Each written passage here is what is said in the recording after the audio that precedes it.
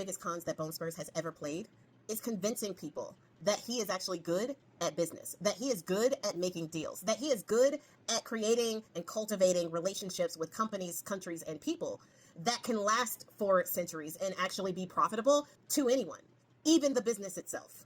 Despite all of his bankruptcies, despite all of his failed businesses, people still thought that Bone Spurs somehow was good at making deals, good at actually cultivating good relationships and being an asset to businesses. He is not. And South Korea, even though they probably knew it already, just got a little taste of what I'm talking about. One of the things that Bone Spurs ran on was increasing manufacturing here at home. He wanted to expand manufacturing here at home somehow without immigrant workers and stop the U.S. from having to use manufacturers overseas. He wanted to build more manufacturing businesses and facilities here and put people to work in factories here in the States. He thought that the best way to do that was to launch a tariff war.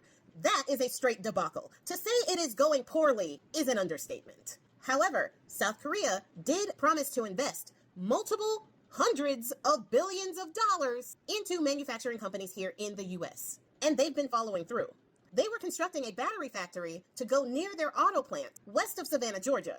They put billions into this, and the technology they are using isn't technology that is readily available here in the U.S. because there is no U.S. company that makes the type of machines that they are using in this battery plant. So the South Koreans do exactly what the Germans did in the 90s and the Japanese did in the 80s and send their own workers from South Korea here to set up everything that needs to go into this battery factory. The people that came over were engineers and installation specialists who came here on a B1 visa. Now, the B1 visa gives you 6 months in the States to do what you need to do as far as coming here with a special skill that you use here in the States to better the economy of the States. You can use that visa, you go home after 6 months, boom, done.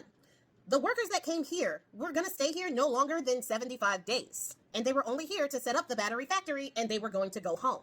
Now, Bone Spurs and his administration decided that that battery factory was full of illegal immigrants, even though the people there were here on visas.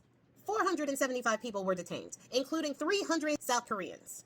And when I mean detained, I mean shackled in wrist, ankle, and waist, walking like this as if they are convicted felons. If you ask me, I can name one convicted felon that I would like to see walking like that. And he's in the White House. Along with the South Korean immigrants, there were Japanese immigrants, immigrants from Mexico, Guatemala, Ecuador, Chile, Colombia, and Venezuela. All of them working legally in the battery plant. Now, Bone Spurs said that they were here illegally. And if countries want to create manufacturing facilities here, like he told them to, they should send their experts here and train Americans to do that work.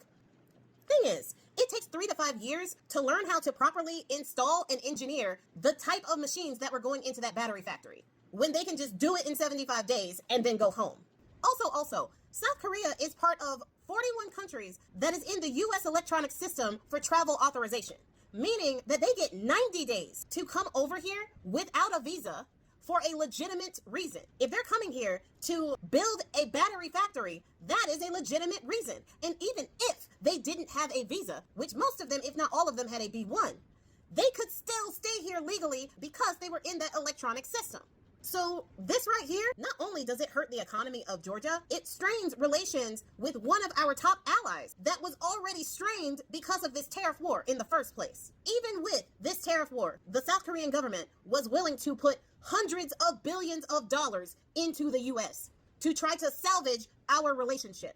With this, they really do feel like this is a betrayal. They are shocked and awed by the treatment from the president while they're doing something that the president told them to do.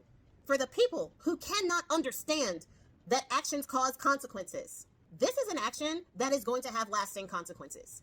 The U.S. at this point cannot be trusted by other countries, and other countries are watching. So it's not just us snubbing South Korea. Everyone else is watching how we're treating our supposed allies, and they're making their choices based on that. And with the near peer contest that we were having with China, and China now looking like the stable option, the U.S. is heading for really dangerous territory.